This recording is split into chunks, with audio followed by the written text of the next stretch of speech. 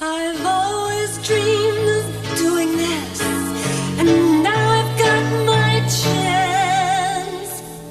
So excuse me while The wicked, wacky wit of a beauty named Elvira has been bewitching viewers for the past few years. I haven't had any complaints yet. Now she's making her big screen bow. Entitled Elvira, Mistress of the Dark, the movie casts a whole new light on Nightmare Alley's dream girl. Yeah, the big screen gives me a lot more room for expression, and it's also more comfortable because I was kind of like squished in that small television box, you know. But you do get to see more of me because I wear some rather brief costumes as opposed to this turtleneck look. On TV, a lot of letter writers always say, Elvira, why do you only have one leg? But I finally wear like some short costumes so you get to see both of them. You looking for me? The movie, says Elvira, is autobiographical.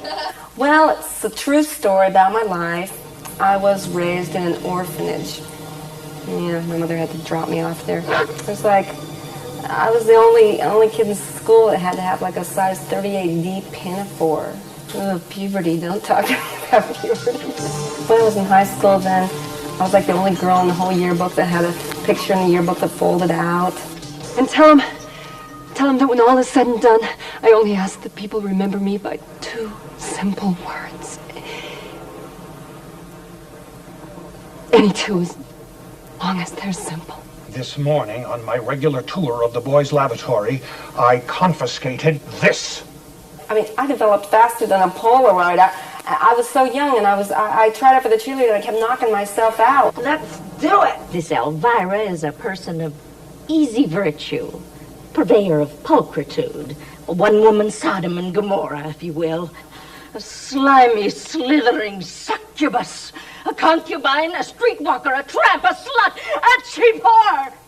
In this movie, I find out where my parents came from. The town is sort of like Salem, and it's called Falwell, Massachusetts. Listen, young lady, I don't know who you are or where you came from, but you most certainly don't fit in this town. Why, you don't even fit in that dress. The people there are really like uptight, kind of preservatives, you know? So I come into town, and they're not so thrilled that I'm there. 2, 4, 6, 8, who do we incinerate? I have to collect my aunt's inheritance. So finally I collect it, but it's not exactly what I've been dreaming about. I mean, it's just like a rundown house and a dog and this crummy book. The dog is a real scene stealer. I mean, the dog gets paid for like just doing stuff like sitting and like putting his hands over his eyes and going like this. You know, and I mean, I have to work so much harder to save money. I discover I have this uncle, and yeah, he's a pretty weird character. He who holds the book of sight, when the moon is drained of all its light, will then be ruler of the night, master of the dark. I scared her at the readings, actually. That's why I got the job. I sort of did a leer on her, and she sort of went, oh, God, you're creepy. Elvira has one other enemy to cope You're with. quite welcome. You know, as I always say, morals aren't cheap.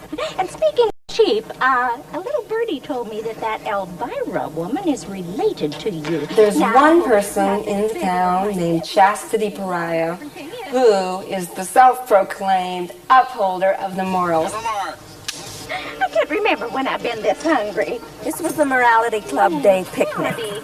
And we're going to come here and have a very nice time, you know, and listen to Bringing in the Sheaves by the American Legion Band. And, of course, Elvira does a pretty turn with her crock pot of casserole. The crock pot turns out to be an aphrodisiac, so the town council gets into a pretty pickle. Oh, boy. Am I a horn dog? The Elvira world is a rather specialized one that has, she finds weird stuff attractive, and she finds strange stuff funny. Roger Ebert called me a cross between Mae West and Vampirella. I think of myself more as a cross between Anne Margaret and E.T. As odd as the character is, and as much of a character as it is, she's still very human and vulnerable. And that's what really, I think, attracts all sorts of people, really. She has fans from 6 years old to 90 years old. A lot of the plot depends on magic and fire and demonry and things like that. It's not as easy as it appears to do that sort of thing.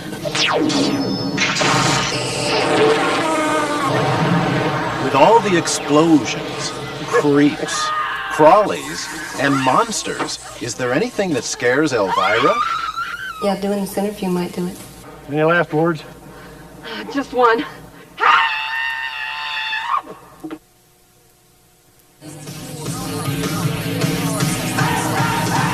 When the sultry siren known as Elvira makes her big screen debut, she'll introduce a bizarre new star car.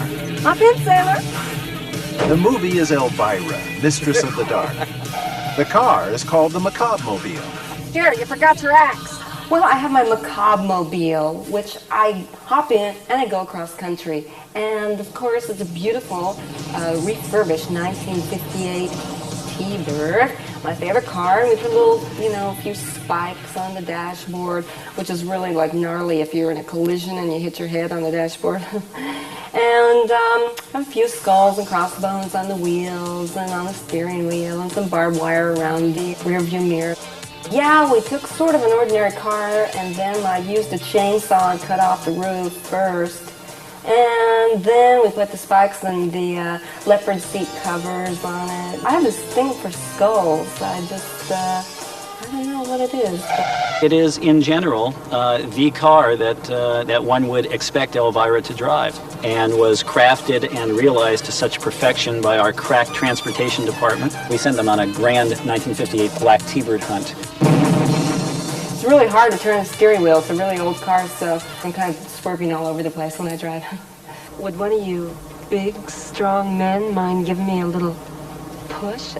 It has been hauled through the streets and created quite a sensation, as you can imagine. Yeah, people kind of noticed it.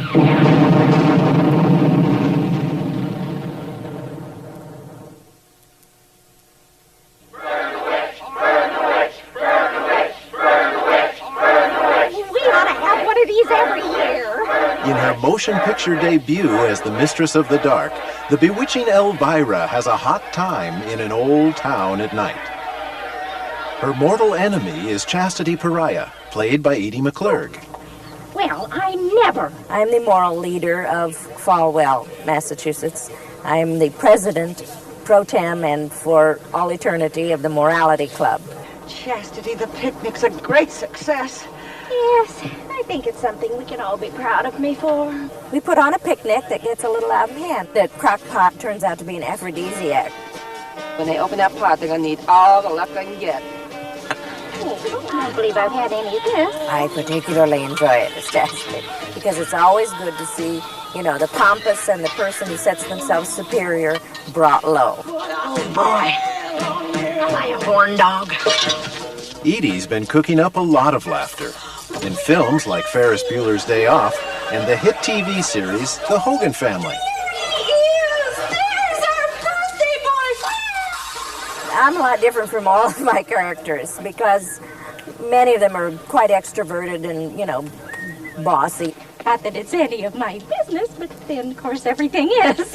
Edie McClurg was a Kansas City disc jockey until she came to San Francisco to visit her brother. I went on vacation. Don't ever go on vacation if you don't want to change your whole lifestyle. Her brother introduced her to improv comedy. Within a few years, she'd moved to Los Angeles. Elvira and John Paragon, who wrote the film Elvira, and myself were all in a group called the Groundlings, and I started doing Dear Abby at the Groundlings, answering questions off the cuff from the audiences. So I would just say that, I've moved out here from Los Angeles from Chicago. The wind there, I call it the hawk, because it just blows in off Lake Michigan and forces the mucus right back up into your nose. Now Edie and Elvira are together again. Listen, young lady, I don't know who you are or where you came from, but you most certainly don't fit in this town. Why, you don't even fit in that dress. Listen, sister, if I want your opinion, I'll beat it out of you. Of course I'm shocked. I'm in charge of everything, don't you know? Oh, and don't forget, next week, it's the thing with two heads. And until then, this is Elvira same unpleasant dream. The sultry beauty known as Elvira, who has given some of Hollywood's wildest horror movies a new lease on life after death, is making her own movie vow. The title of the film is Elvira, Mistress of the Dark. It's a clever title, don't you think?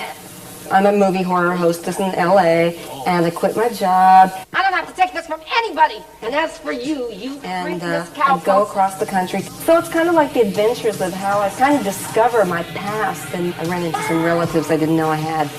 A lot of the plot depends on magic and fire and demonry. The climax of the movie is a confrontation, a kind of a high noon showdown with her uncle, who is a warlock of some 300 years standing. The master shot was the scariest for Elvira, which was the last shot that we did, because the master shot, that's everything burns. And actually, she was 2 feet away from flame on all 4 sides.